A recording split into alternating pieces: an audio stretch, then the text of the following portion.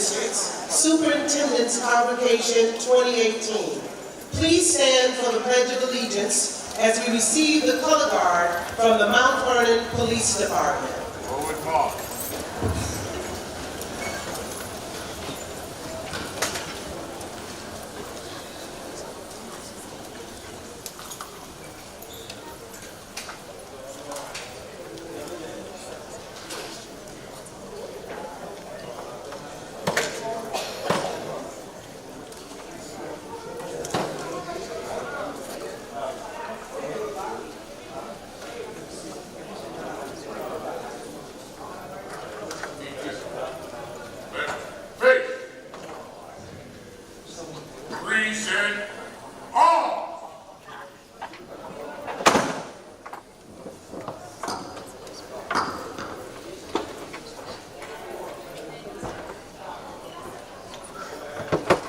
I pledge allegiance to the flag of the United States of America and to the republic for which it stands, one nation, under God, indivisible, with liberty and justice for all. Please remain standing and welcome the Superintendent's district-wide Convocation Chorale for the singing of the National Anthem and Lift Every Voice and Sing, led by Dr. Kenneth Hamilton and directed by Ms. Angela Hall.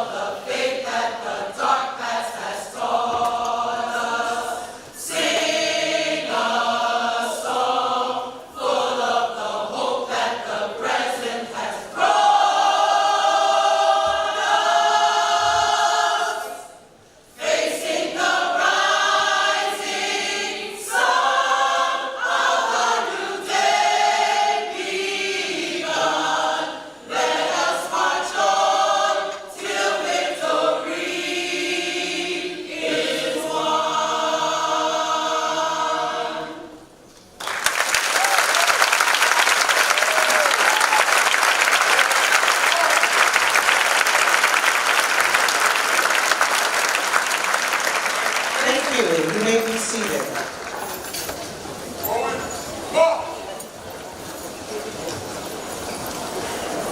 Please welcome the principal of the Mount Vernon High School, Mr. Ron Gonzalez.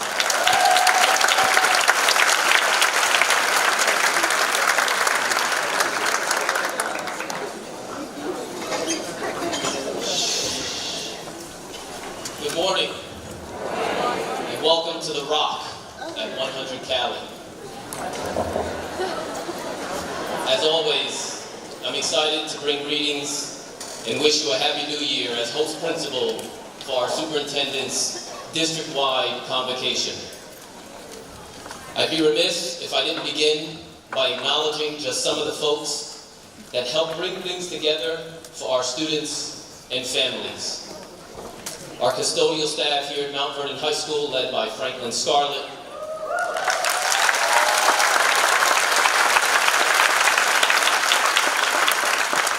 Our student support staff, our counseling team, the grounds crew, food services, the central office team, school board members, teachers, and administrators. Welcome.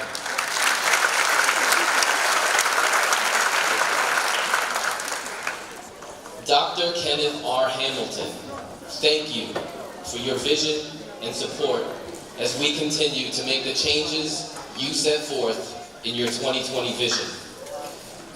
While these changes are exciting, for me, what's most exciting is that our home here at 100 Cali is the Rock. In this plan, the 2020 vision, our elementary schools and middle schools have transitioned to become K-8. Our partner high schools are infusing the newly designed performing arts and STEAM.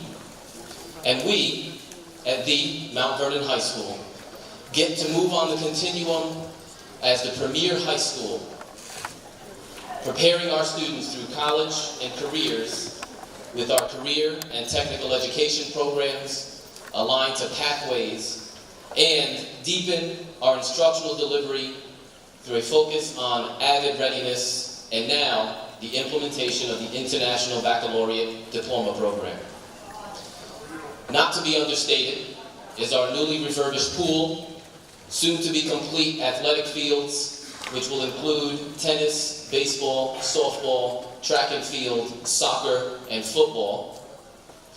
This is indeed an exciting time. Throughout the remainder of today, you will be moved by reconnecting with colleagues. You'll hear thoughtful questions and other inspiring speeches. Throughout the day, I want you to be in that moment. Moments like this create a certain chemical reaction in the brain and body. The inquiry of what your colleagues did this summer, what book they may have read, and what they learned about an exotic place they may have visited, what they accomplished, etc. This inquiry releases endorphins. Embrace that. Educate each other. And then, starting tomorrow, do that for the students that walk into your class. Once again, Happy New Year. And as a good friend of mine says to me, may this year make last year jealous.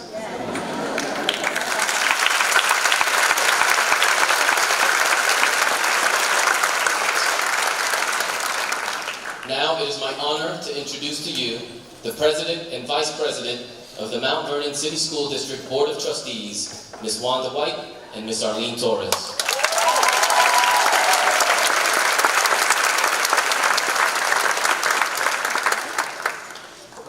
Good morning, Mount Vernon family. On behalf of the Mount Vernon Board of Trustees, we wish you a hearty and warm welcome for the 2018-19 school year. We hope everyone had a restful and enjoyable summer. As we enter into the new school year, please remember that a smiling face each morning may be what one child may need to have a productive day. We are asking that you teach with an open heart, lots of love, and plenty of compassion. Thank you in advance for your hard work and dedicated service that you will give to our children this year. Again, welcome for a new school year.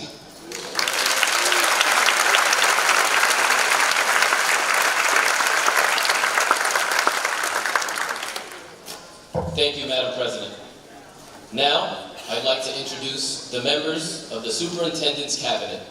Would you please stand when your name is called? Deputy Superintendent of Schools, Dr. Jeff Gorman. Assistant Superintendent for School Improvement, Dr. Wakeling Bennett-Conroy. Assistant Superintendent for Human Resources, Denise Skagny-Karpewski. Associate Superintendent for Student Support Services, Dr. Jackie Manning-Campbell. Associate Superintendent for Curriculum and Instruction, Dr. Claytisha Walden. Director of Facilities, Michael Colicchio. Executive Assistant to the Superintendent, Donna Jackson. Counsel to the Board, Cliff Christoph. Director of Arts, Gifted and Talented, Dr. Evelyn Collins. Director of Technology, Joseph McGrath. Pre-K Director, Dr. Gail White-Wallace.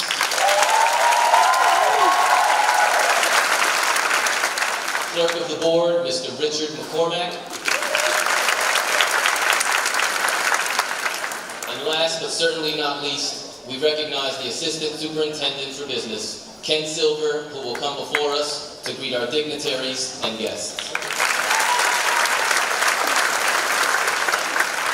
Thank you and good morning. I'd like to first introduce the board members who are here. Darcy Miller, could you please stand up?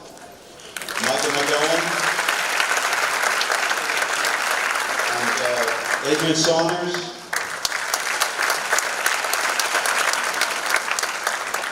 Now it's my pleasure to introduce the Honorable Mayor Richard Thomas to say a few words.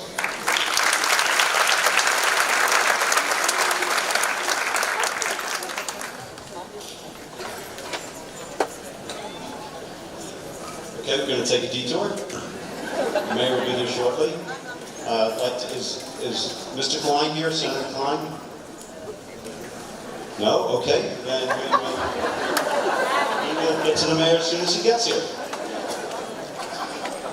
So we would like to introduce the bargaining unit leaders. For the first time in 25 years, we're welcoming a new president of the Mount Vernon Federation of Teachers, Corinne D'Amato. Corinne, are you here?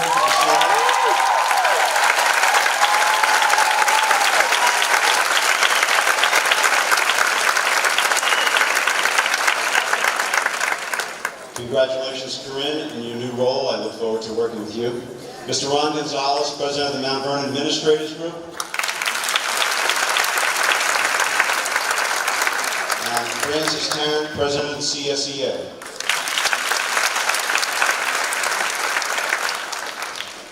So will all community partners and parents please stand and be recognized?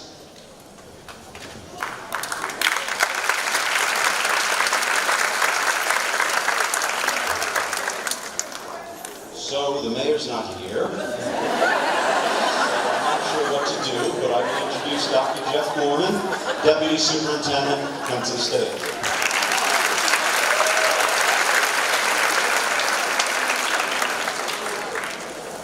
Good morning. Oh, good morning. All right, I'd also like to acknowledge our Director of Special Education, Dr. Felicia Gallon. And her Assistant Director of Special Education, Ms. Rachel.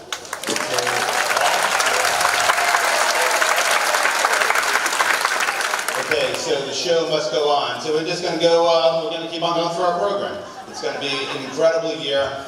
Couldn't be more excited about this year. So when I say we are, you say Mount Vernon. Ready? Let's try. We are. Okay, let's try it again. We are. One more time. We are. Awesome. Okay, so we're gonna rip. Got my cues. We're just gonna keep on going, right?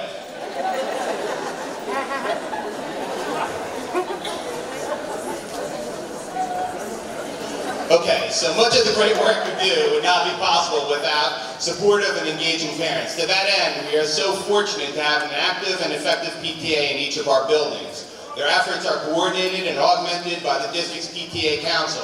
Please join me in welcoming the PTA Council Executive Board. Please stand to be acknowledged when I call your name. Lynn Clay, President. Warner Kerwin, Treasurer. Sophia Barrett, Vice President. And Bridget Jackson, Secretary. So each time of this year, we like to take a moment to recognize those in our midst who have reached career milestone. This year, we are excited to recognize individuals with 20 years of service with the Mount Vernon City School District. Here we go. We are. Good. If you have reached 20 years of service, please stand.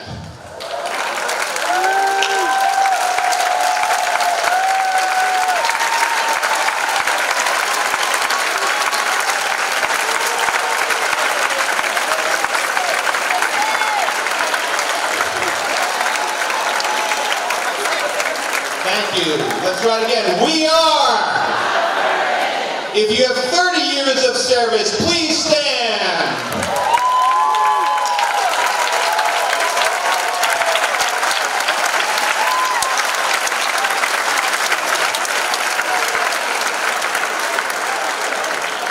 Thank you.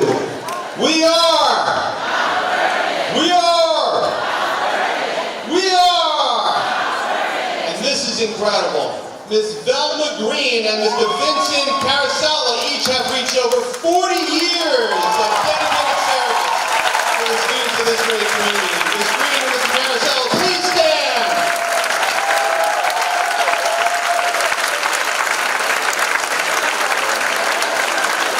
Let's give them a big round of applause. We are. We are. Awesome. I feel like I'm at my son's Ohio State football game. No extra commentary. Our Human Resource Office and our building administrators have been working tirelessly all summer to ensure that our schools open tomorrow, fully staffed with the highest quality and caliber people. Today, we are pleased to welcome over 45 new staff members to our district. Please stand if you are new to our district.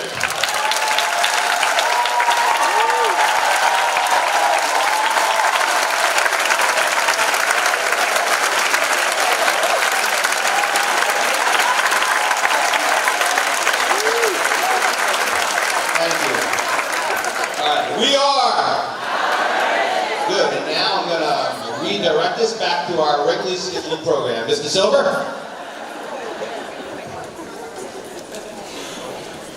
Okay, now it's my pleasure to introduce the Honorable Mayor Richard Thomas.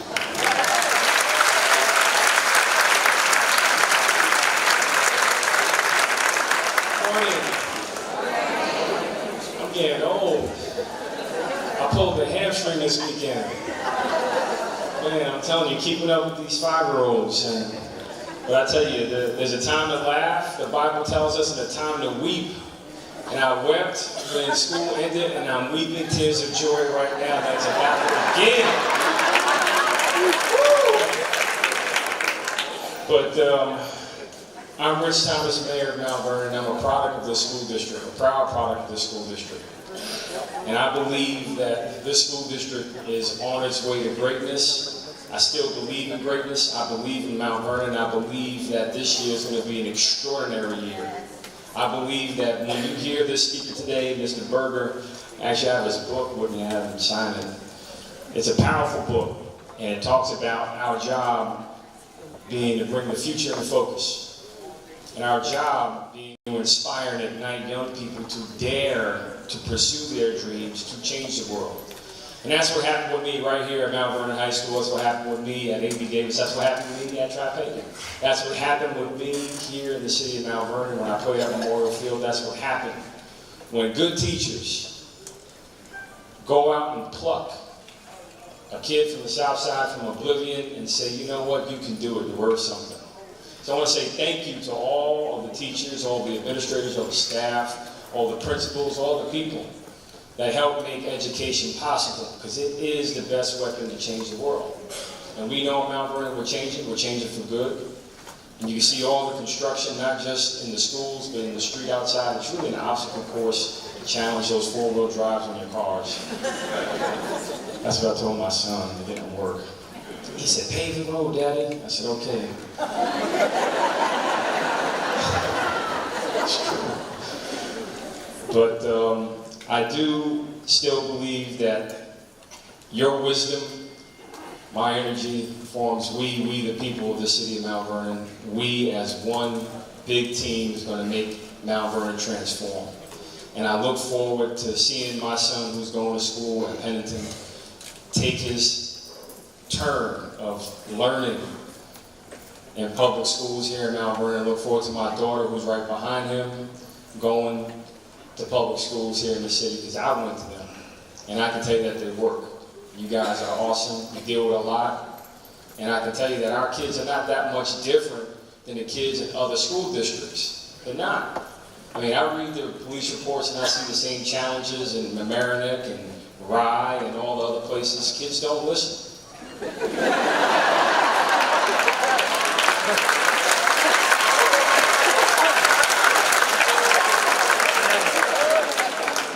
And that's why I'm weeping tears of joy because you're back. But they listen to their teacher. And I hope I don't get the attention soup. I know that I'm going a little over, but I just want to make sure you know that this is the time for greatness. And this is a call to greatness, and this is our chance this year to make sure that we inspire our kids to do more. And know that I look forward to being a bridge to connect our kids with their future. And if some of you have seen online, we in Mount Vernon are activating our port. Yes, we are bringing a beach to Mount Vernon. Yes, we are bringing in sand from Jamaica, Barbados, Bermuda. Hey, there's a time to laugh. But in all seriousness, this is going to be your platform to teach sustainability. When we have barges floating in our waterway in Eastchester Bay, which is Mount Vernon's waterway. When we have a ferry that goes from Mount Vernon to City Island so you don't have to worry about traffic. Or take a ferry from Mount Vernon, that's right, to LaGuardia Airport. We clap for those things all those things. Because those are the things we're doing to make sure that we fund the future. And we make sure we build fun in it. So as we get forward and move forward with these economic initiatives, I want you to know that we have the school district in mind every step of the way. What can we do to make sure that we are cultivating curiosity? We are inspiring our kids to question, challenge, conquer their fears. We are working to make sure that we build that space this year, well maybe not this year, maybe early next year, but a teen center. Because we're always told that kids in Mount Vernon have not much to do, but we know that has changed with all the different programming, all the different things that are going on, all because of the hard work, the love, dedication from the school board, the superintendent, to all of you out here in the audience. So in closing, I just want to say thank you. Thank you again for wrapping your arms around me.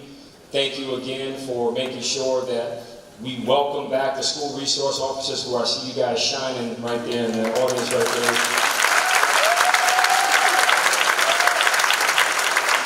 Because that's the relationship that's going to make Mount Vernon magnificent. And as you reflect on, and some of you know the story of when Butch, my older brother, mooned everybody when he was on stage. I'm not going to do that. You remember when Butch ran across the roof here and there was a chase down with the school resource officers? Those are those teachable moments, the intangibles, where you watch what not to do. But I do want to say thank you, though, for giving him that tough love, because he's become a great force in the community as well. But the bottom line is everything you do, every touch makes a big difference. And I want to say thank you all teachers for teaching us to think. We wish you a great year, and we look forward to being that bridge to help connect our kids to their future.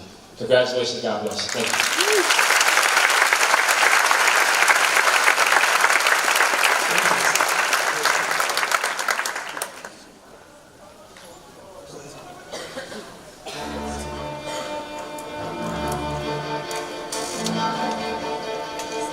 Ladies and gentlemen, the Performing and Visual Arts Magnet String Ensemble.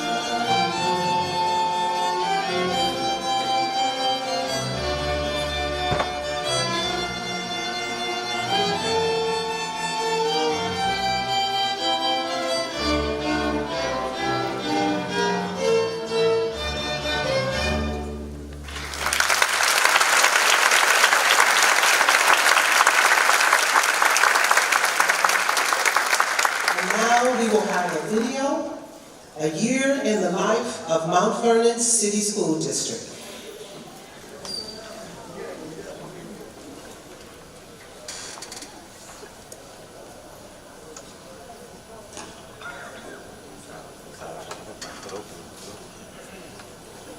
You guys haven't muted back there?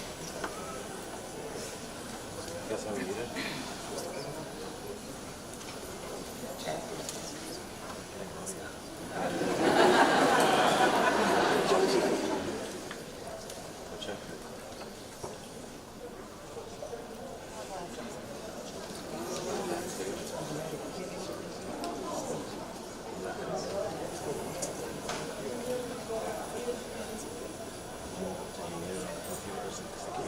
Plugged in.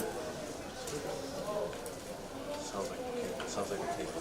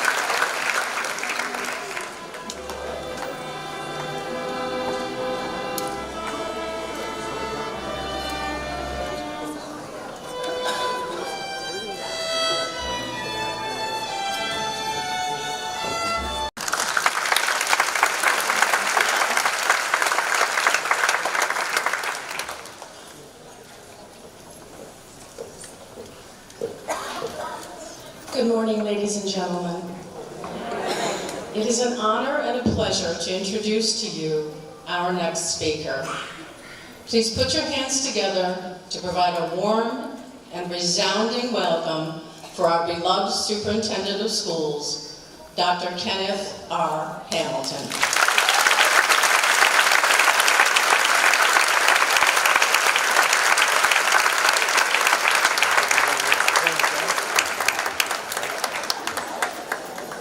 Well, good morning. And welcome to the 2018-2019 school year.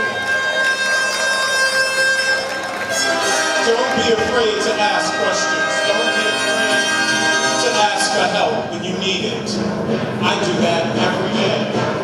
Asking for help isn't a sign of weakness, it's a sign of strength. It shows you have the courage to admit when you don't know something and to learn something new. Barack Obama.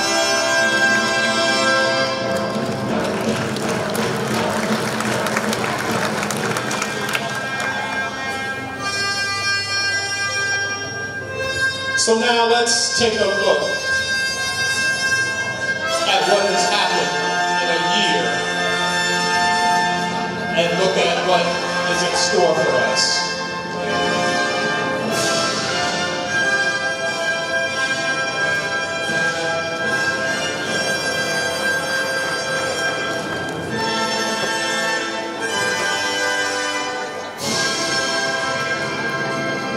We've made some significant accomplishments this year with the new PD structure, continual onboarding of new teachers through a dynamic new teacher orientation, alignment of efforts with the Department of Education, a strong review of RTI, moving into our second year of Envisions, and we're going to share some data with you that shows how your hard work has paid off. In special ed, over 60 of our special ed teachers have received training at Orton Gillingham, one of the most impressive professional development opportunities across the country. A year-long professional development series, including the onboarding of special education coaches. And the reason this is so significant is because the State Department has acknowledged that our district, for the first time since 2006, has satisfied all of the requirements and now is a district in good standing as it relates to compliance issues.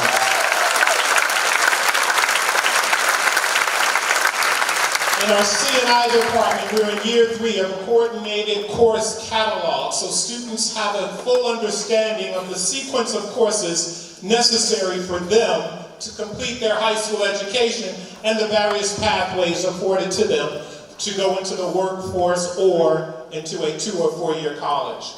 Avid is up now in year 4 and active in 9 different sites. We are working to become a demonstration site for the Avid Center.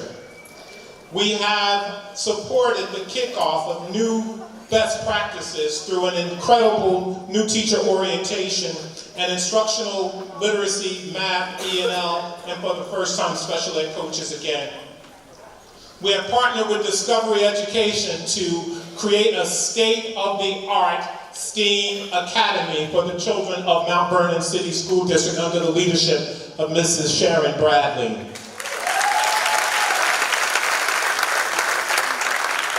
We have launched an incredible MBK summer reading program at Parker, an academic power hour in all of our schools. So some people ask, well, how do you know that this stuff is working?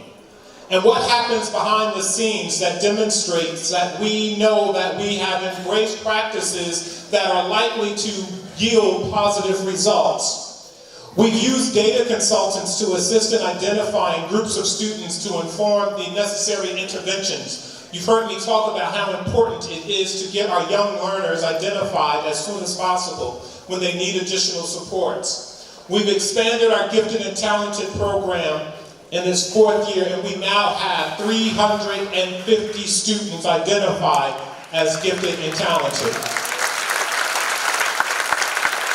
Through our community engagement, we have seen a resurgence of confidence in our school district. We have reclaimed nearly 100 students from private, parochial, and charter schools this year alone. Our My Brother's Keeper family and community engagement efforts have taken root in our community. The Office of School Improvement has captured more grants than the history of Mount Vernon, over $10 million in grants.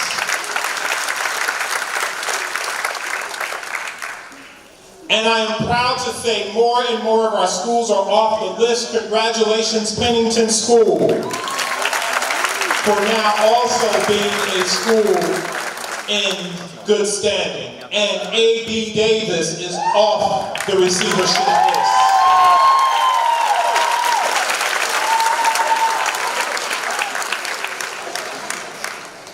We have 35 sections of Abbott, and our first graduating class of Abbott will be this year. All STEAM Academy students will take Abbott. It serves as a bridge for the rigors necessary for IB and advanced placement courses.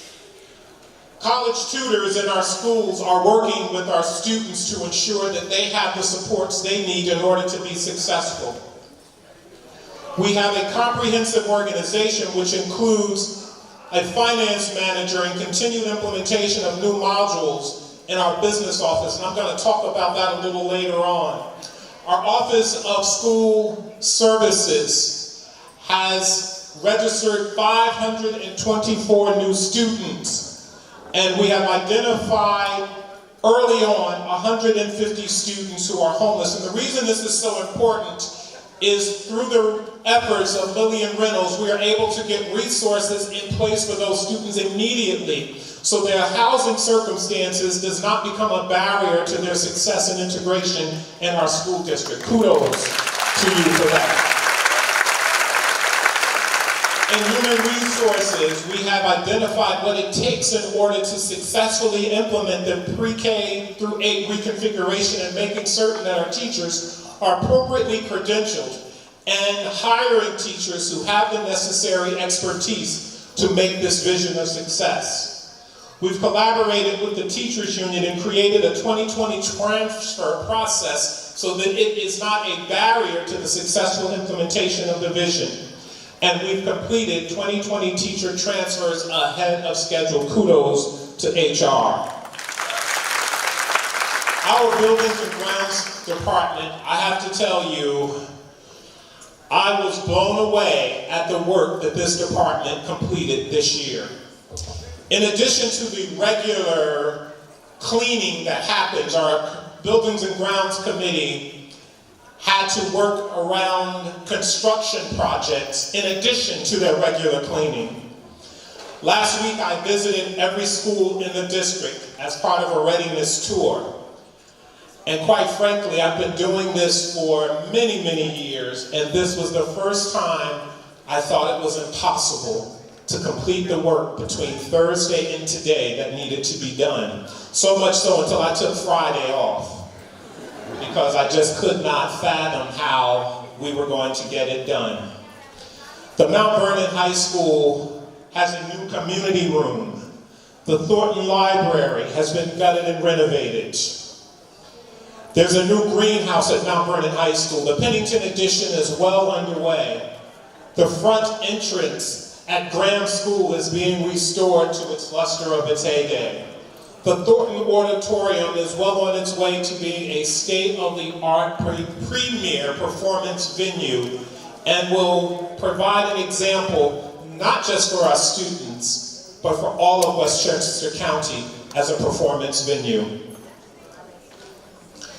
The Mount Vernon High School track, tennis courts, and pool have been renovated, open, and ready to receive our students. The Pennington additions and renovations, which includes pre-K classrooms and science rooms. Edward Williams needed a significant facelift.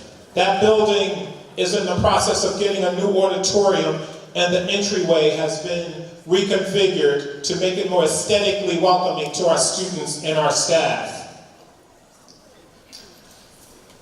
Now the full 2 years before the 2020 vision is in full actualization. We're starting with our youngest learners by expanding pre-K for all.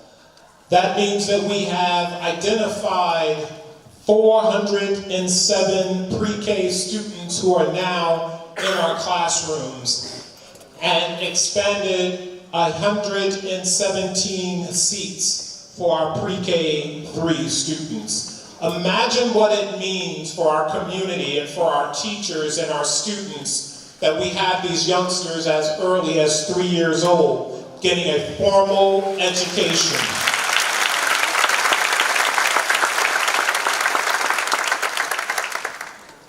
And we are expanding our pre-K 8 reconfiguration, and that's bringing on board by a gradual, continuous, systematic approach by allowing the current last year's 6th grade students to remain in their elementary school for 7th grade, and that includes Lincoln, Holmes, Columbus, Parker, and Grimes. Will those principals please stand? Rebecca Turner, Rebecca Jones, principals of Holmes Park, Columbus Park, and Grimes, I have to applaud you for making it happen when they said it couldn't be done. Kudos to you.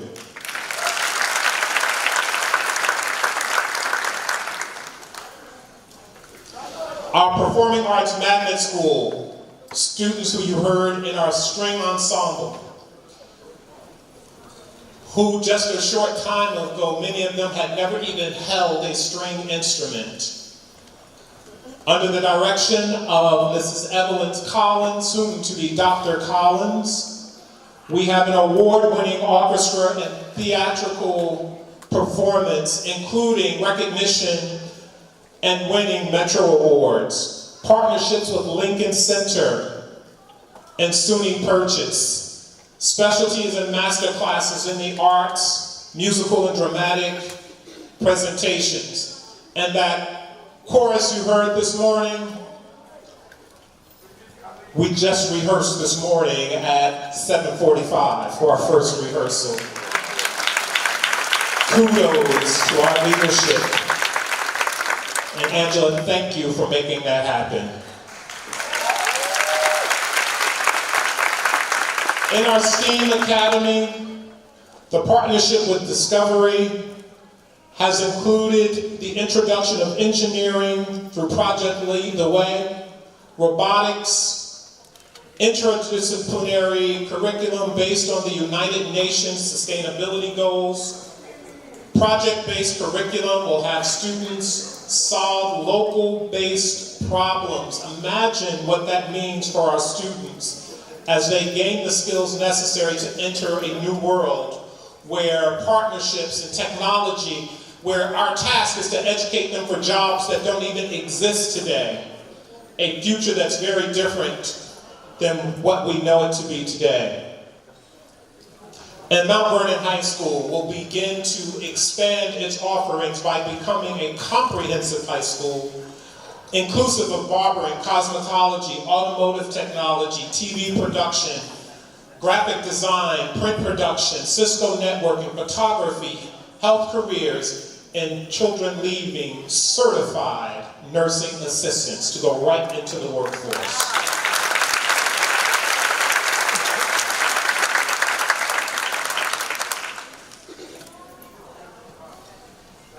And I'd like to take this opportunity as we transition, if I could have the house lights on for one moment, please.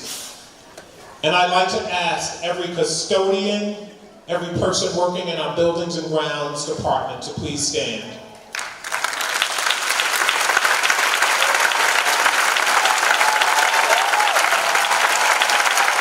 Thank you, thank you, thank you. Absolutely extraordinary.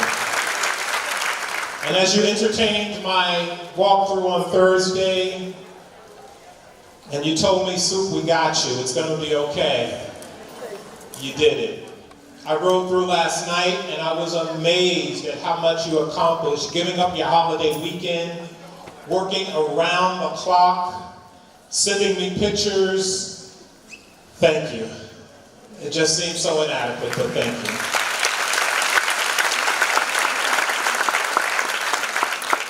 Now let's get to some nitty-gritty. This is a slide that indicates our progress over the last 5 years. Combined proficiency in grades 3 through 8 continue to increase. ELA scores over the last 4 years indicating the amount of growth each year. Benjamin Turner making a 30% gain over a 4-year period. 32% at Cecil Parker. 24% at Davis. 29% gain in 4 years at Graham. These results are impressive.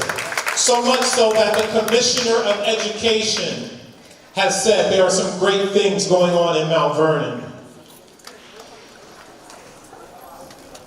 And our top gains, I'd like every member of the Hamilton staff to join me on stage. Hamilton School staff, please come up and join me on stage.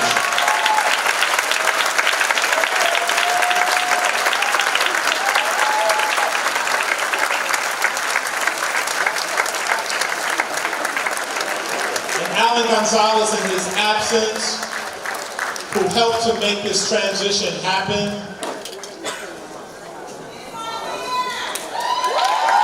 Lucille Mortier, and the task for Ms. Jen Weslowski to continue this growth. I have to say, Hamilton School, you did it.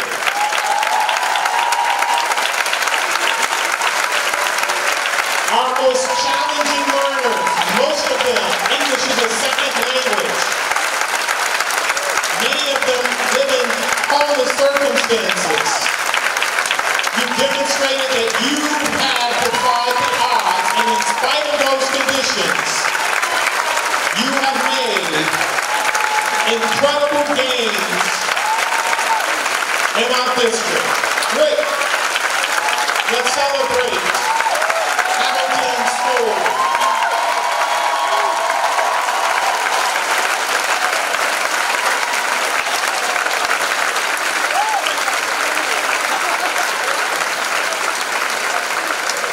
Congratulations and thank you for all that you do on behalf of our district and our children. One more time, Hamilton School.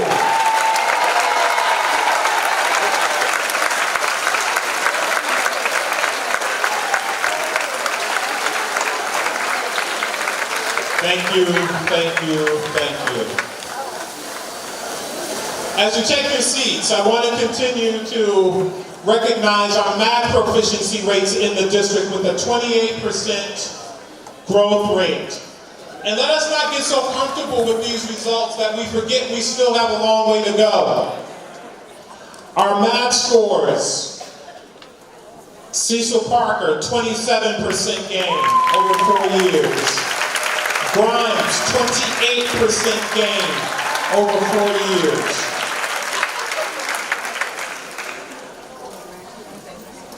52% gain at Rebecca Turner in 4 years. And again, Hamilton School taking the lead with 78% gain.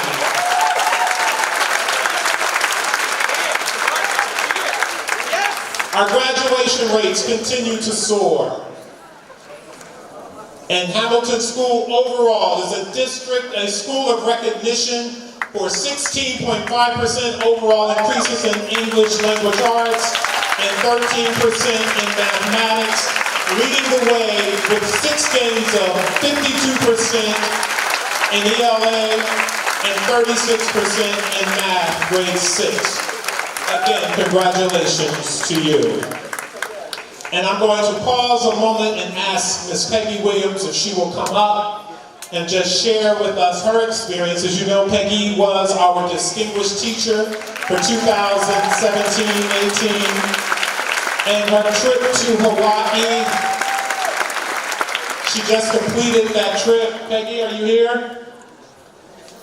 She did come back, didn't she? We were able, through donations and sponsors, to support this trip to Hawaii for Peggy and her son. And this year, we will continue with that event by recognizing our administrators and our support staff.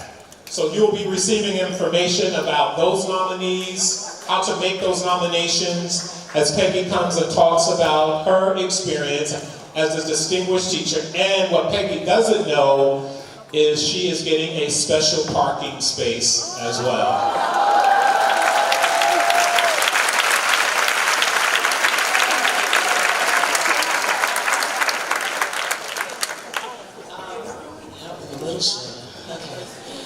Good morning, everyone. It was truly my honor to represent the Mount Vernon City School District in Oahu, one of the islands of Hawaii. The entire experience was just awe-inspiring. For those of you who know me, you know I have a deep faith, and I really saw the majesty of the Creator there. Some of the most beautiful landscapes that I've ever seen in my entire life. The people were amazingly welcoming. I got to be loved on by my family members that live there. And it was amazing because I was able to go right between the volcanic eruptions and the hurricane. So it was really divine intervention that I was able to get there during that sweet spot and to take full advantage of all that Hawaii, its people, its culture, and its land had to offer. I hope that this inspires all of us to be our best selves every day for our young people here in the city of Mount Vernon. They deserve the very best of us. And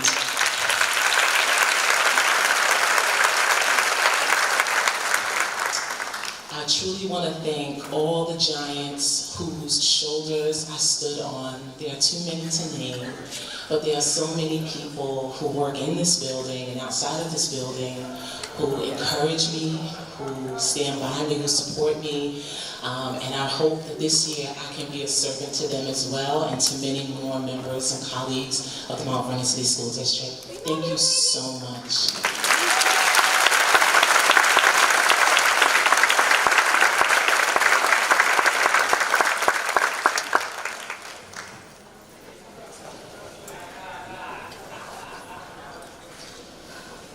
Education is the most powerful tool you can use to change the world. Nelson Mandela.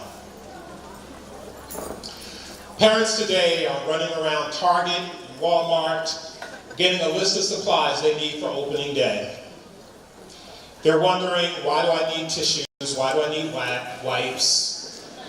Why on earth can't they just give us pencils?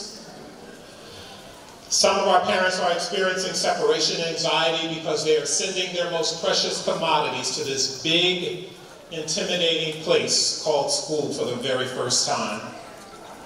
And there are others who are saying to themselves, I can't wait for tomorrow to get here, to get these kids out of this house. And then there are those of us, those whose noble task is to walk boldly yet blindly into a new school year, not knowing what awaits us. What are my students like? Will they be eager to learn? Will their parents be cooperative? Will I be able to make a difference? My very first year of teaching was in room 313. It was also my 4th grade classroom. I didn't know then what that would mean, but the classroom didn't look very different from the last time I was there. In fact, this chair was the chair I sat in as a brand new teacher. It was also the chair that my 4th grade teacher sat in. In fact, hundreds of teachers sat in that chair before me. Once I learned about the history of that chair, I eventually had it refinished, and it has been with me ever since, in every classroom, in every office, in every building. It is at least 100 years old. This chair reminds me why I wanted to be a teacher, because every time I see it, I think back to being that inquisitive little fourth grader, chubby, precocious, and scared. I get that same feeling the first day of school every year. But now I think about, what was it about my experiences as a child that made me want to be an educator? When I went to school, my intent was to be an attorney. I didn't know then that this chair would have so much meaning, or that it would serve as my prop for my 2018 convocation as the superintendent of the Mount Vernon City School District. I didn't know then that I would be celebrating significant milestones for the successful implementation of a 2020 vision that would become historic in many ways. That I would be the leader of a district of distinction as recognized by a national education publication. I didn't know then that I would be leading a group of people who would give their all in all every day for the sake of all children. I remember the first day how organized I was, the care I put into making my room look bright and welcoming, because I wanted my students to have a sense of pride and belonging when they walked into room 313. While I had spent the previous weeks learning what I needed to teach and how I wanted to teach it, I knew there were some things I needed to teach that wasn't even mentioned in the curriculum guides, like how to be respectful, how to treat each other with dignity and respect, and how to teach our children to value the differences of those around them. I remember as a young teacher, there were always colleagues who wanted to dim my shine. They would try to get me to do just what I was contractually responsible for doing, no more and no less. When I would pick kids up on the weekend and take them with me to church or to the park, they would say, you can't be running kids around in your car. What if something happens? Some of my colleagues were like little chihuahuas. Just yap, yap, yap. In the teacher's lounge, just like little chihuahuas. They just yap, yap, yap, yap, yap, yap. No matter what you did, yap, yap, yap. I remember a story about a man who had a little chihuahua, and he lived next door to a man who had a rather large Doberman. And every morning, the man with the Doberman would walk his dog past the house with the little chihuahua. And the little chihuahua knew that his master had locked the gate on his way out. So he would run down the walk and hit the gate. And he would just run alongside the gate, steady barking at the Doberman, who would never pay the little chihuahua any mind. He would do this every morning because he knew that everything was going to be all right, because the Doberman couldn't get to him and he couldn't get to the Doberman. Well, as luck would have it, one day his master forgot to lock the gate. And here comes the Doberman walking down the street, and the chihuahua ran off the porch and hit the gate, and it flew open. The Doberman was so happy. The little chihuahua just limped back on the porch because the Doberman had turned him every which way but loose. And the chihuahua finally said, "Who in the hell left the gate open?" I share this story because we have a lot of people in our midst who have a lot to say as long as the gate is closed. So now that the gate is wide open, they want to sit on the porch and have nothing to say. These were the people who didn't want to bring their kids to Mount Vernon. These were the teachers who didn't want to apply for jobs in Mount Vernon. These were the people who looked upon Mount Vernon as the last resort. And now the gate is open. And now it's time to get up off the porch and do what needs to be done for the sake of our children. There are some that just want to complain as if we were supposed to change things overnight. By all indications, we have a pretty good handle on how to teach our children the formal curriculum. But now more than ever, we have a much bigger task ahead of us. Our world has become so complicated, almost scary because of technology and social media. Sitting in this chair has a very different meaning today. I don't want you to take this chair as literal as it appears. While it is in fact a teacher's chair, it's symbolic of so much more. It represents every adult in this organization whose task it is to prepare our children for tomorrow. It doesn't matter what role you fill in this district, you sit in this chair metaphorically. Your role is no less important than that of the teacher. Because our world is so complicated and children are getting so much stimuli from media and national rhetoric, we have to help them understand and appreciate diversity, tolerance. And you, as the adults in this organization, have to understand that this is a social justice issue.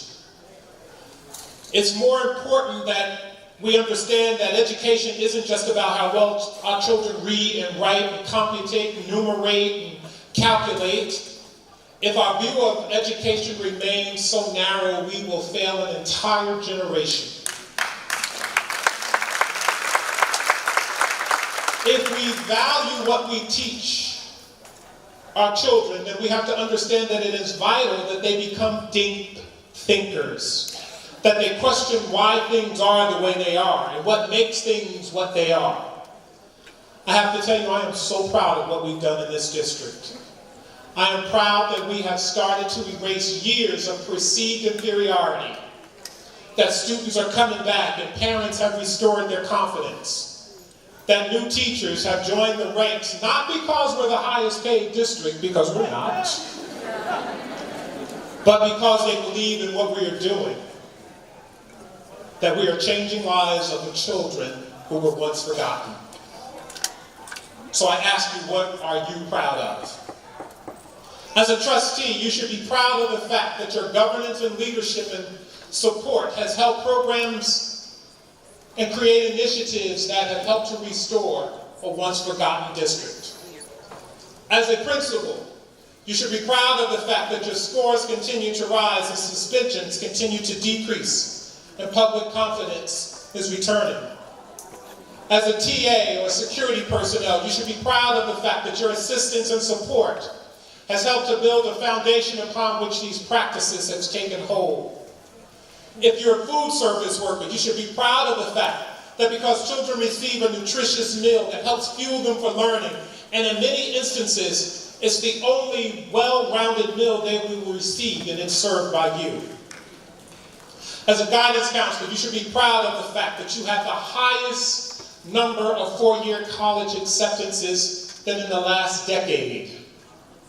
As a social worker, psychologist, or clinician, you should be proud of the fact that you have satisfied all non-compliance issues that date back to 2006. And for the first time in over a decade, the state has said, well done. As a custodian, you should be proud of the fact that despite what seemed to be impossible conditions, you have accomplished an extraordinary feat, and buildings and grounds are clean, painted, repaired, and ready to receive our staff and students. As a central office staff member, you should be proud of the fact that in the execution of your duties, students and staff have the benefits of supplies and materials in classrooms ready to go. Student registration has been essentially seamless. New hires have been processed, and a glitch in our payroll system was remedied overnight.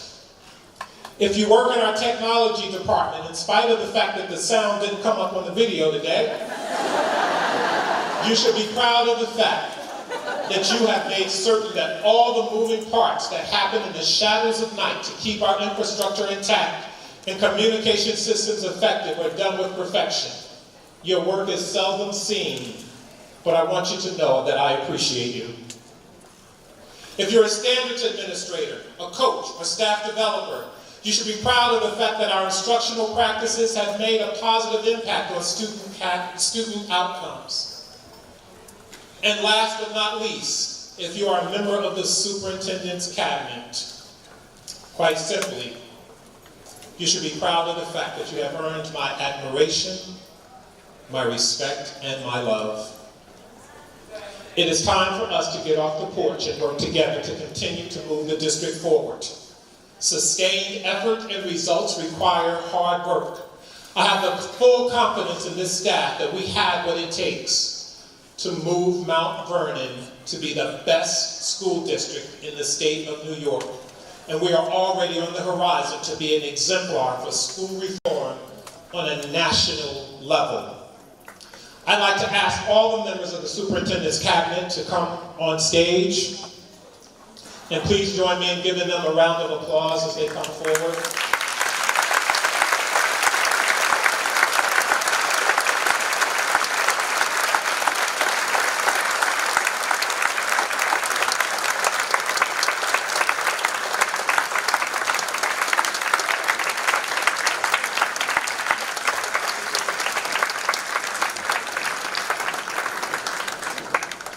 These are the people who helped me think, who challenged me, who asked why.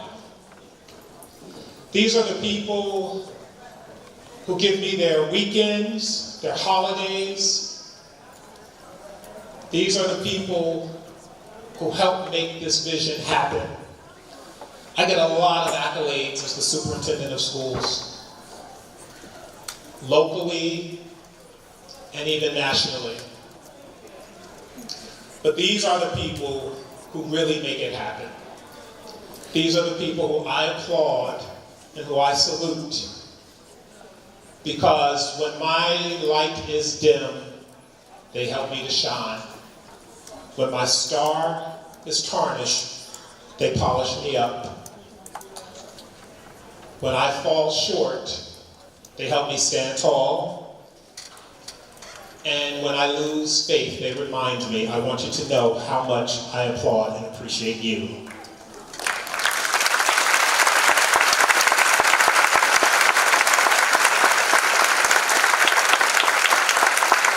And it is indeed an honor to serve as the superintendent of Mount Vernon as we are making history. So I'm going to ask you today, are you ready to get off the porch?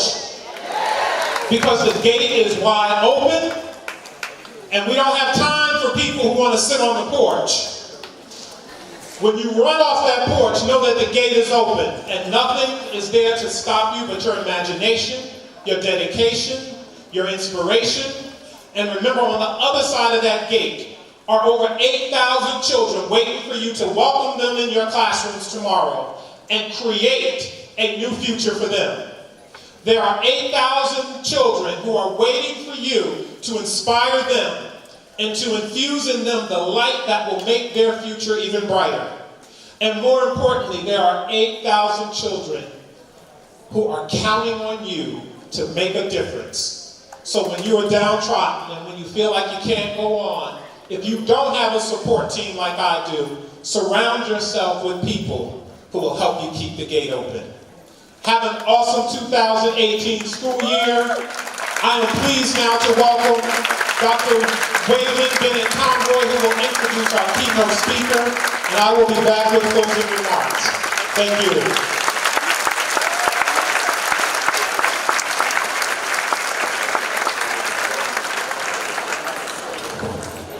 Good morning, everyone, and welcome back to what's going to be a wonderful and productive school year.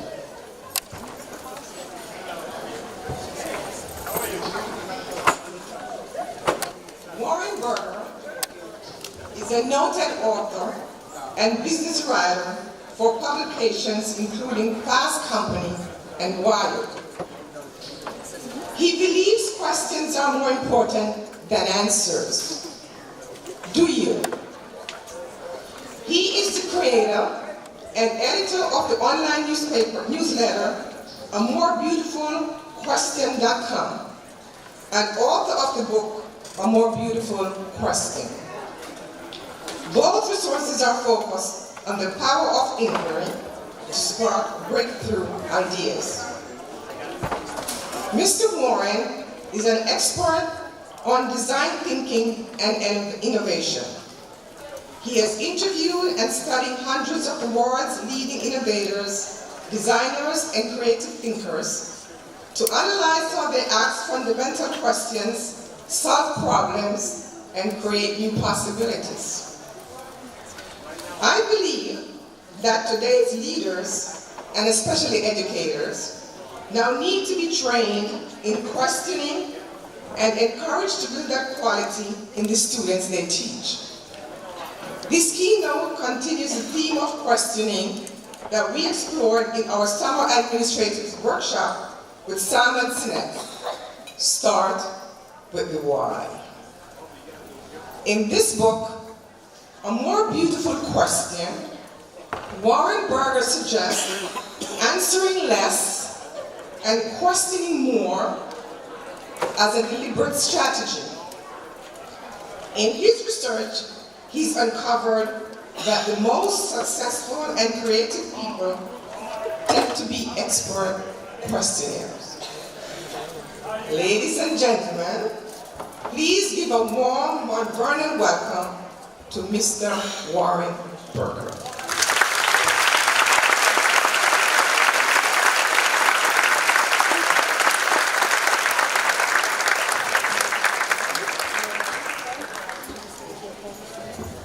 I am so honored to be here today. I had one technical request. Is it possible at the end of my talk that the confetti machine could go off? Just one. I thought that was pretty cool. Okay, so how is everyone today? That was a rote question I just asked you. An automatic question that tends to elicit an automatic response. When you spend your time studying things like this, it makes you a questionologist. And I don't know if any of you are familiar with that term, but if you're not, don't feel too bad because I made it up. I've been studying questioning for about 30 years, and somewhere along the line, I started out as a newspaper reporter and was writing for the New York Times and some other places. And so questions were something I had to use every day. But I never got really trained in it. No one ever taught me, oh, here's how you ask a good question. So I always wondered, why isn't there more teaching on questioning? And over the years, I started to wonder, why isn't there a formal study of questioning? There are all these ologies, right? Psychology and zoology, but there's no ology for questioning. So I asked why about that, and then being a good questioner, I asked what if? So I asked, what if I just declared myself a questionologist? And I actually did so in the pages of the New York Times in an article, and to my surprise, no one questioned it. So I've been doing it ever since. I've been calling myself a questionologist, and I go around to companies and I talk to them, and I talk to schools, and recently I went to NASA and talked to astronauts about questioning, so it's pretty cool. One of the things I've learned in studying questioning is that it is critical to so many great human endeavors. So let's take, for instance, the arts. Okay? Artists, as James Baldwin said, the purpose of art is to lay bare the questions that have been hidden by the answers. And artists, in general, are often pursuing big questions. And then if we talk about business leaders and entrepreneurs, this is Steve Jobs, who was once asked, what was the most important thing he learned about running a company? And this is what he said. He learned it's so important for me to keep asking why. I have to go throughout the whole company and go to every department and ask, why are you doing it that way? And they better have a good answer. So, it's a key thing for business, because questioning is often at the source of innovation. If you can ask the right question, it leads to innovation. If you can ask, what is it people really need right now? What's missing out there? How can we reinvent this service or this product that currently exists? And of course, we all know that questioning is at the root of science, right? As Neil deGrasse Tyson said, if you follow the evidence wherever it leads and question everything. And of course, Mr. Tyson is following in the footsteps of the great Einstein. And Einstein once said, if I had an hour to solve a problem and my life depended on it, I would spend the first 55 minutes of that hour making sure I was answering the right question. Because Einstein knew that it's all about the questions. If you're trying to answer the wrong question, you're going to go down the wrong path. And I like to think that if Einstein were around today, he would be blurbing my book.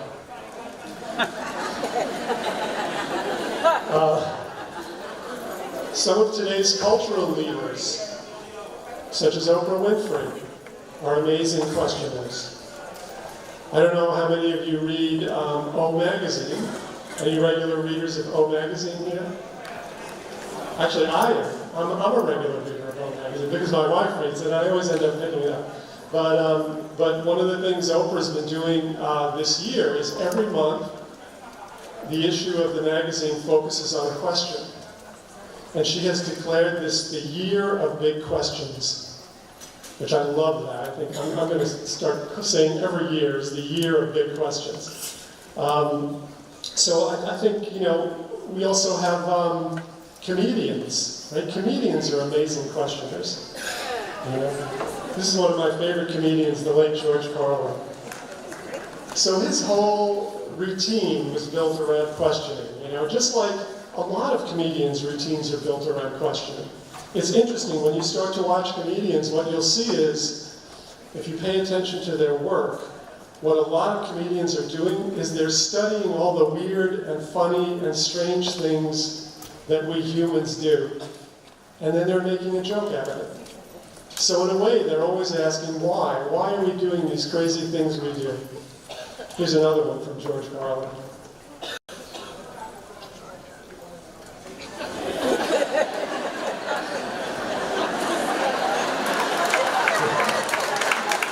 Good question, right? They're always looking for the thing that doesn't make sense, right? And that's what they build their comedy around. And in a way, I think we all have to be like comedians in our work. We have to look around at the world around us and try to see what doesn't make sense, what can be changed, what can be improved. So in my work as a questionologist, I studied all of these great questioners, right?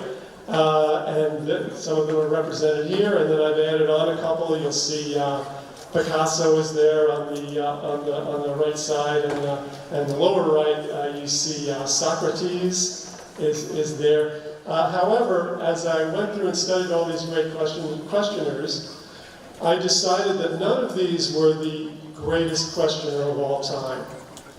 The GOAT of questioning. Does anyone want to hazard a guess as to who I determined was the greatest questioner of all time?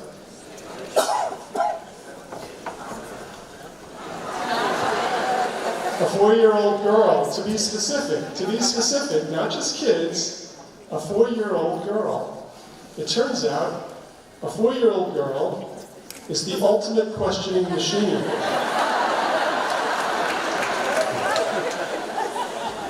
According to one study that I came across, it found more than 300 questions a day from a 4-year-old girl.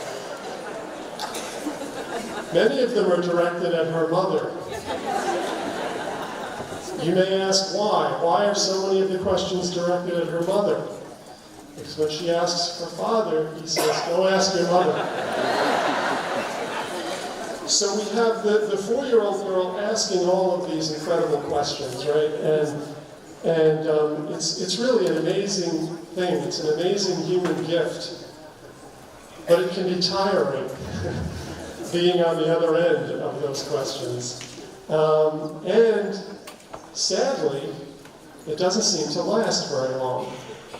What a lot of the research shows is that children's questioning declines pretty rapidly. From that peak period of age 4 and 5, when the girls, and the boys too, the boys, by the way, are asking almost as many questions as the girls. From that peak period of 4 or 5, it starts to go downhill. Very concerning trend. In fact, if you look at charts of children's questioning and the decline in children's questioning, and then you look at a chart of student engagement, how engaged are students in class, the decline is going down the same way, same level. So those two things are hand in hand, the questioning and the engagement. The writer Neil Postman once said, "Children enter school as question marks, and they leave as periods." And I think it's true, and I think it's one of the real challenges for education is the challenge is how do we get them to enter as question marks and leave as bigger question marks? You know, how do we enlarge their questions while they're going through school?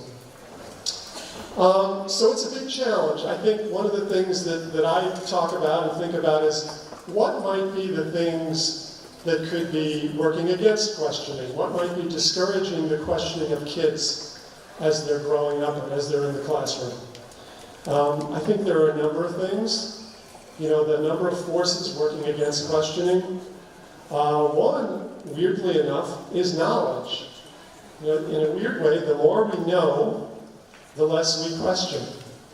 So as kids start to learn stuff, as they start to get to know stuff, they start to question less. And then by the time they're teenagers, they know everything.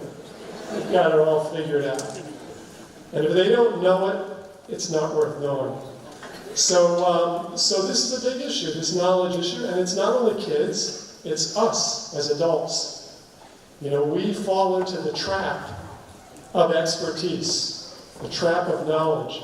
When we're on our jobs for a certain amount of time, when we're doing the same thing for a while, we start to think we know it all. We start to think, oh yeah, I know how this works. I know the drill, I know the routine. When we start doing that, we're less curious and we're less open to questioning. So knowledge is a big challenge. Coolness is a big, big challenge for kids especially. Probably not so much for us adults, but for kids. Being cool, being seen as cool, very, very important to them. And for some reason, which I don't understand, questioning is seen as uncool. And I don't quite get that, but that's the way it is. That's the reality that we're dealing with. Maybe it's seen as a kid who's trying to score points with the teacher, or it's seen as someone revealing weakness, revealing that they don't know. Whatever the reason, questioning is not seen as particularly cool. So this is a challenge we all face. Fear is a big, big issue with questioning. You know, kids are afraid of asking a question because they're afraid they might be asking the wrong question. Or they're afraid they might be revealing that they don't know something, right, to the other kids. So it's a big, big issue. And this gets really complicated, this fear issue, because then you also get into things of issues of culture, you know. What if a child thinks of himself as an outsider within this classroom, within the culture of this classroom? Well, then he or she may be less likely to ask questions. Or what if the child comes from a home that doesn't encourage a lot of questioning? Well, then he or she might come into the classroom not in the habit or being afraid to ask questions. So I think this is a big challenge, is how do we overcome this fear, this very natural fear that kids have of questioning. And by the way, we still have it as adults. A lot of us are still afraid to ask a question in front of a group. The last issue, of course, is time. You know, time. Is there time in the classroom for questions? We have so much material to cover. We have so much information we want to download into kids' heads. What about their questions? How do we make room for it? How do we make time for it? We love the idea of questioning, but on a practical level, I want to share another quote from George Carlin, if you don't mind, because I think this is a quote that sums up very nicely this attitude and this problem I'm talking about involving time. So George Carlin said, "Some people see things that are and ask why. Some people dream of things that never were and ask why not. Some people have to go to work and don't have time for all this."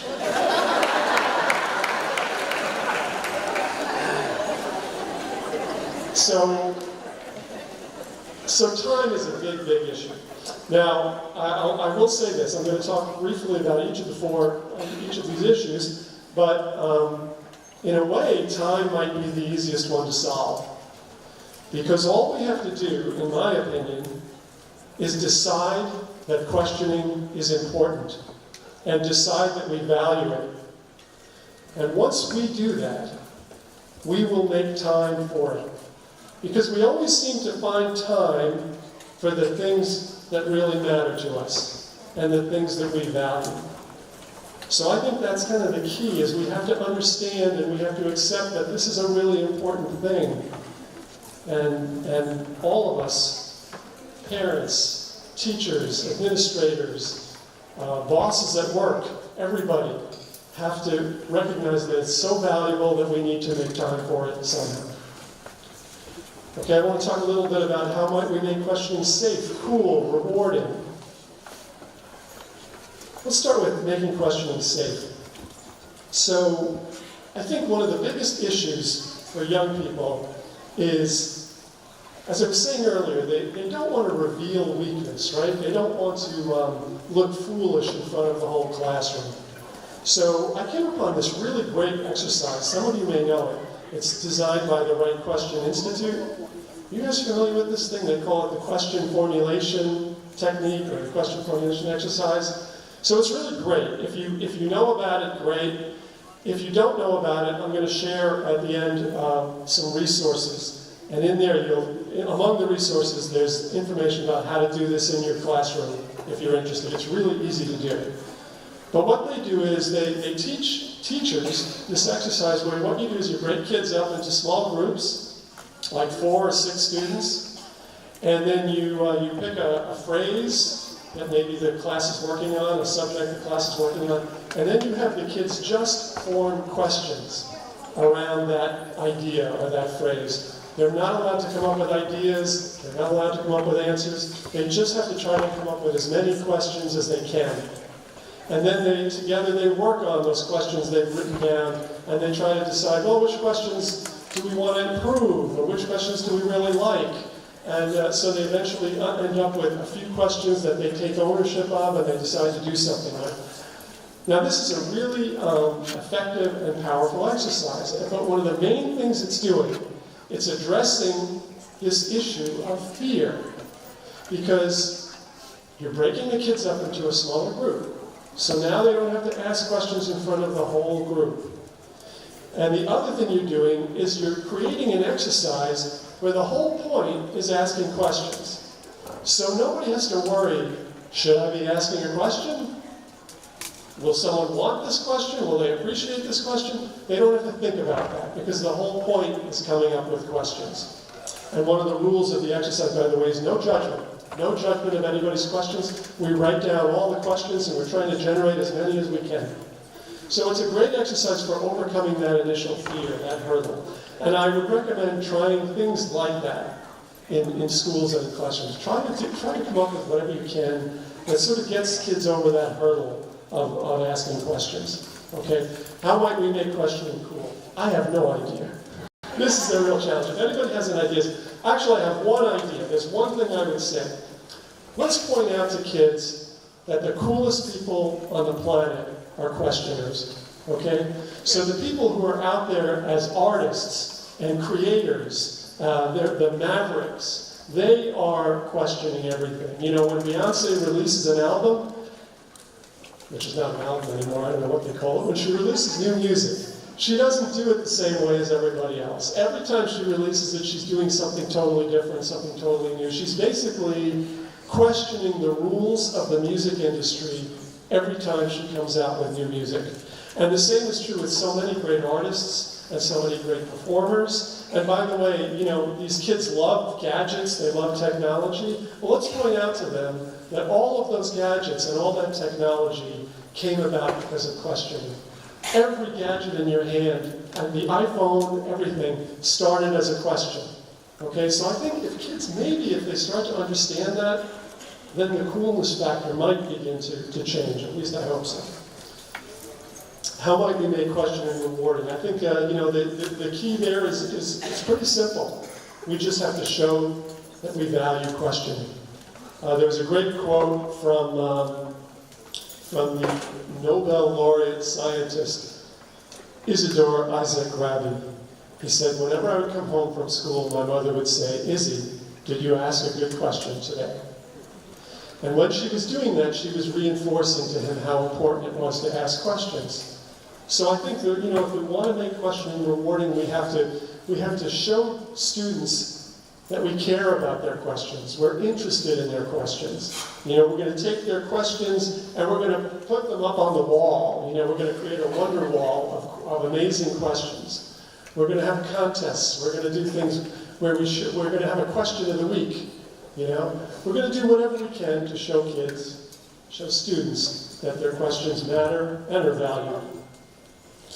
And by the way, another thing I think we should do, encourage kids to take ownership of their questions.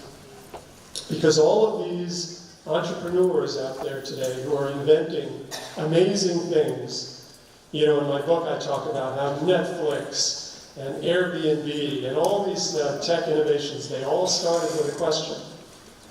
But the thing that the questioners did when they invented all these things was they took ownership of their questions.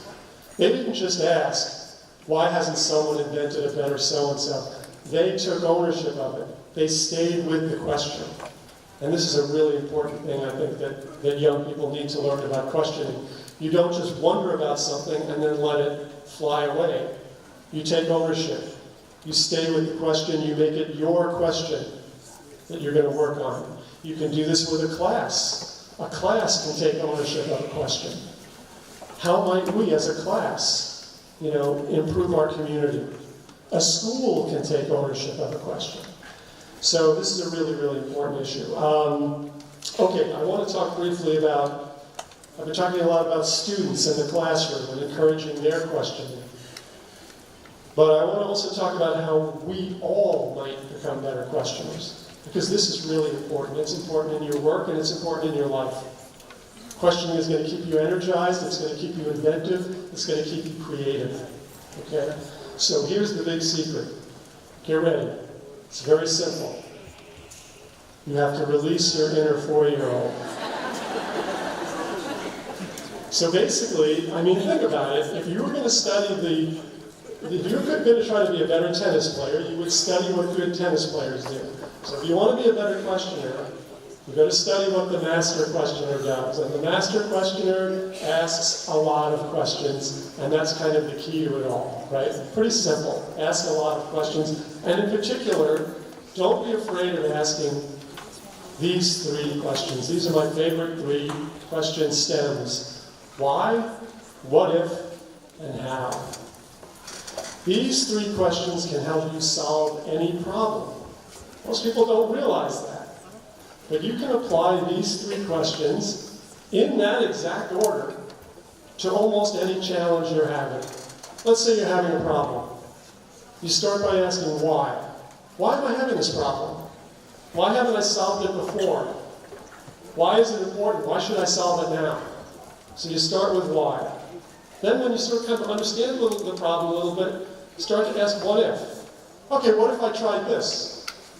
Well, what if I took this idea and matched it up with that idea? Okay, and then finally you get to how. And how is like, how am I actually going to bring about the solution to the problem? I've thought about the why, I've considered some what ifs, now I got to figure out how I'm actually going to solve it. So I've gone through this process with lots of innovators in the business world, and it's amazing how many innovations went through this exact cycle of questioning before they became a breakthrough product or a breakthrough company. But anyway, these are the questions kids are asking. Why, what if, how? Really open-ended, imaginative questions. And we all need to get into the habit of asking those types of questions. And while you're asking how, I want to give you one other tip. Try asking in groups, asking this question, how might we? How might we? This is a really powerful question. This is being used now in the Silicon Valley. This form of questioning is being used by Google and Facebook and lots of other tech companies as they try to solve problems. They get everyone together in a room and they ask, how might we address this issue? How might we change this problem we're having? So I recommend that schools, teachers, classrooms, some of you may be using this already, this phrase, how might we? If you're not, start using it. It's very, very powerful. When you ask how might we questions, you're doing something called collaborative inquiry, which is when groups of people work together on the same question.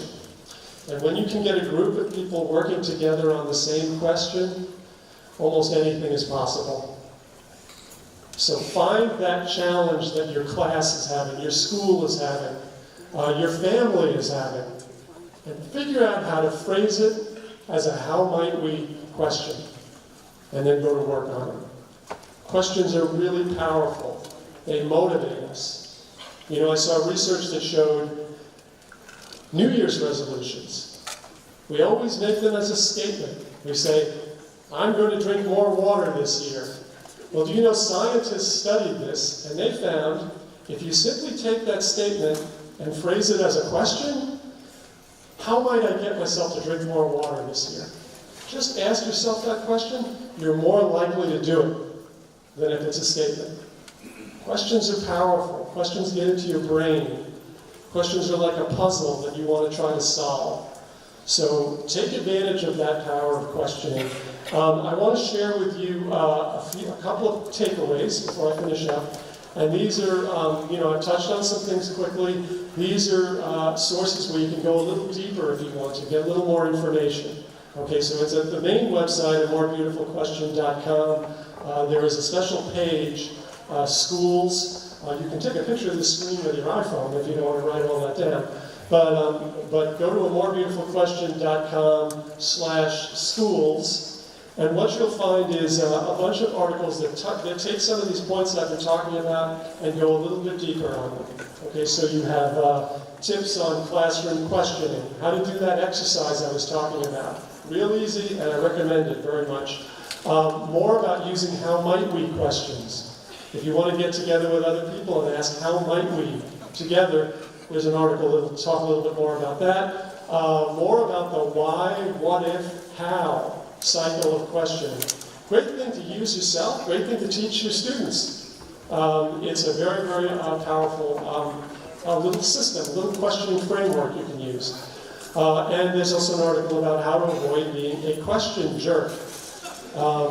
So what is a question jerk, you might well ask? A question jerk is someone who asks questions that aren't really questions, like, what were you thinking? What are you doing? So when you ask questions that do not have curiosity behind them, questions that actually are criticism disguised as a question, then in my view, you are not using questions properly and you are a question jerk. Okay, so the last thing I want to say, I want to wrap up with, is just simply to say, I want to close with this one final thought. Questioning is the essence of critical thinking. And critical thinking has never been more critical than it is right now. Okay, I recently came across this 20-year-old quote from the late astronomer Carl Sagan. Carl Sagan said, if we are not able to ask skeptical questions to interrogate those who tell us that something is true, then we are up for grabs for the next charlatan who comes ambling along. I read that quote and I thought of the present. I'm not going to say who the charlatan is, but the point I think is very valid.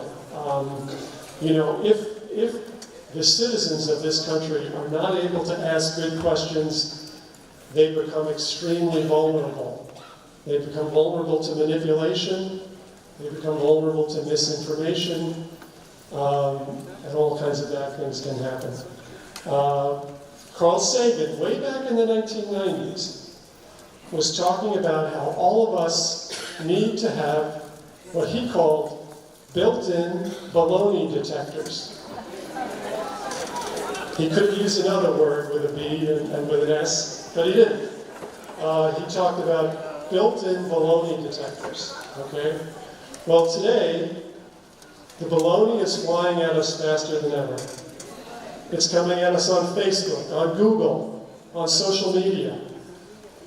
So the kids of today and the adult citizens and the voters of tomorrow are going to need a better filter than we ever had. Now that filter is already there inside of them, and it runs on questions. So what we need to do, what we must do, is encourage these young people to question and show them the kinds of questions that are most effective at getting to the truth, and help them take ownership of their questions. It's an awesome responsibility. In fact, I think the future of democracy depends on educators. And that actually makes me feel good, because there's nobody I'd rather be depending on. I'll leave you with one last question to think about as you begin the new school year. And that question is, how might we create a world filled with beautiful questioners? I hope you'll embrace that question and work with each other to try to answer it. Thank you, and here's to a great new school year.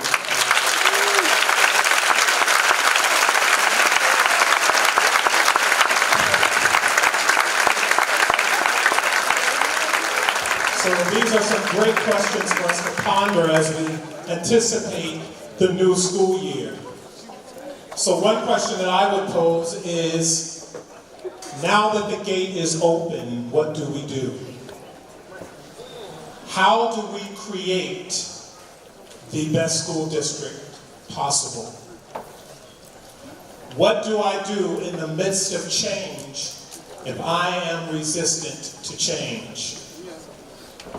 How do I embrace a new way of being and shed my own way of being simultaneously? So how do we answer those kinds of questions? That's a big question.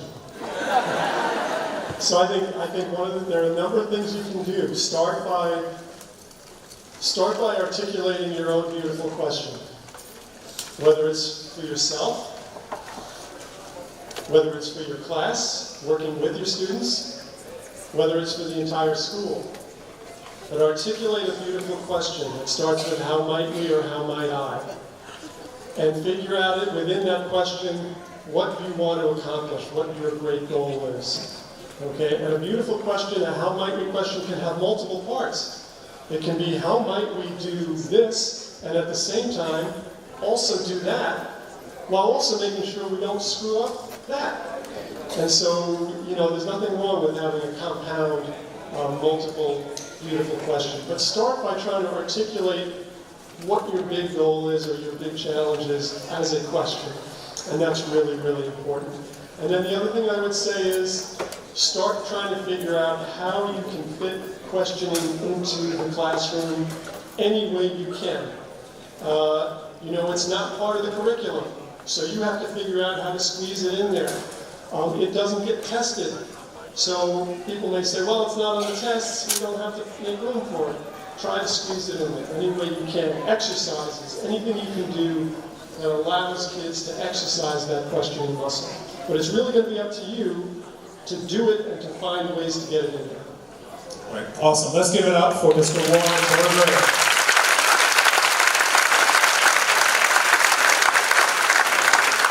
So the connection between our Summer Administrators Retreat and today's keynote speaker was not by accident. Our retreat this summer was a book study on Start With Why. And it was focused on helping our administrative team begin to question why we do what we do. Why do we hold so many things to be important? And what are our non-negotiables? While the house lights come up, I want to ask all of our principals and assistant principals and standard administrators to please stand. Principals, assistant principals, and standard administrators, please stand.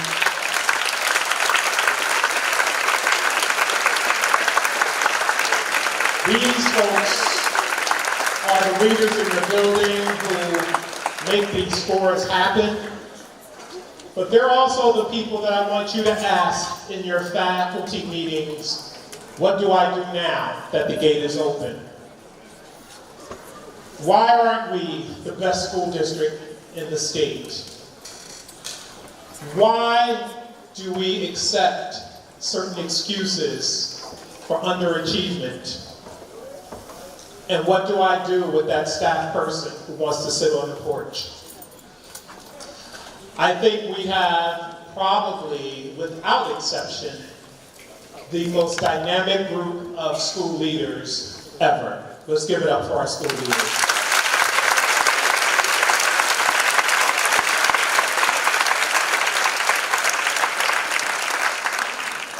So I want to close out our convocation by first acknowledging that there are people who work behind the scenes who get very little accolades, and I have to again say to Joe McGrath and the technology crew, thank you for pulling it all together.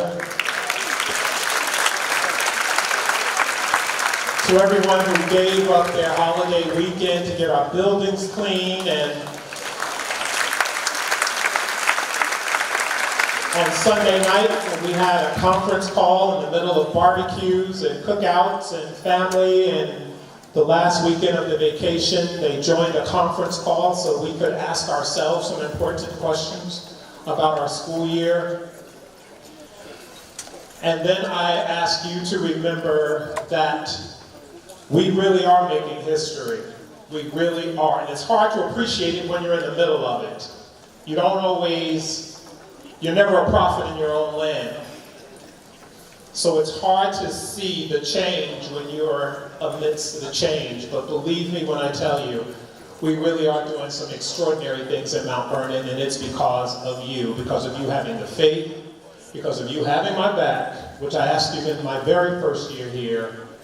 And now that we are turning the corner, how do we maintain the momentum? How do we make sure that we don't rest on our laurels and allow our results to stagnate or to regress? Because progress is not easy. So you have to work harder, you have to think deeper, and you have to ask the right questions. So I close with celebrating you. And before we depart, the Mount Vernon Federation Teachers Association leader, Corinne D'Amato, has a few words for members of that group. So I'd like those of you who are a member of that group to remain seated because she has some very important information.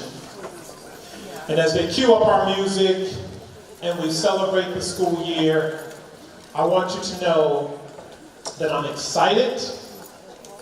I appreciate the partners that are assembled here today, our SROs, our teachers, our assistants, our board trustees who have so much confidence and who have given me the space to spread my wings. Thank you for allowing me to lead this great district.